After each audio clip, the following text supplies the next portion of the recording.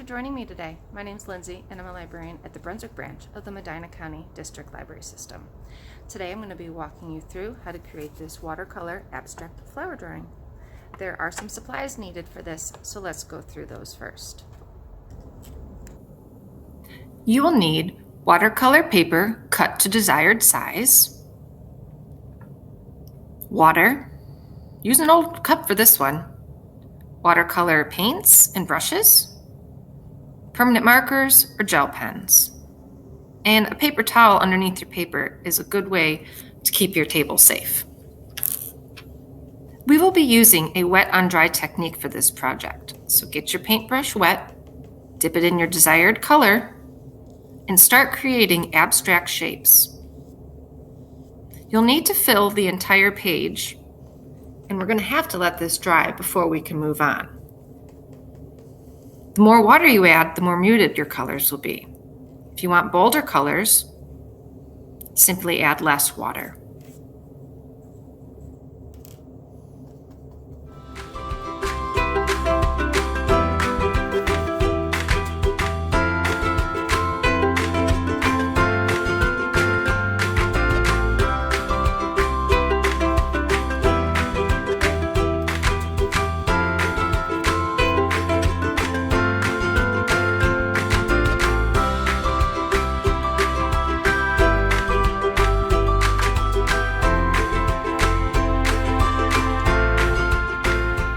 Now that I have my paper completely covered in the watercolor, it's time to let it dry. Let's go take a walk. I wanted to share with you one of my favorite spots here at the Brunswick Library, this quiet reading area right off of our reference department. There's wonderful views of the outside, plenty of sunlight, and sometimes if you're lucky, there's even wildlife that come up to visit.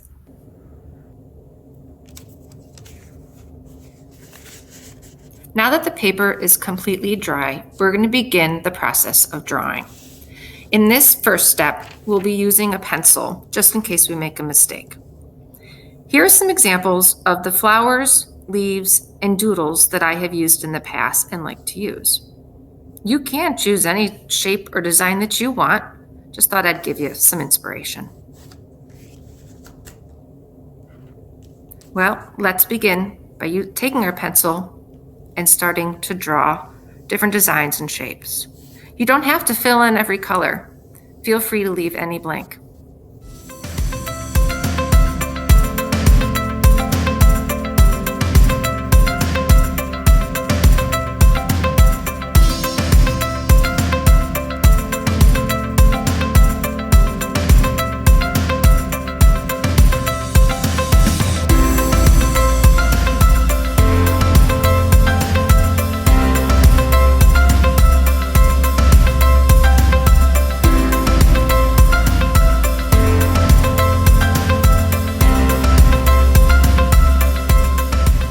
Now it's time for my favorite part, going over each of the lines to make them bold and stand out.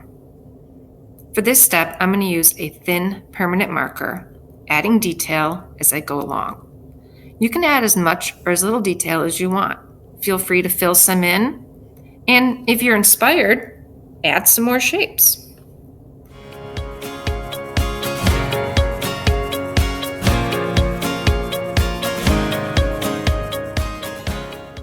Here we have our finished product.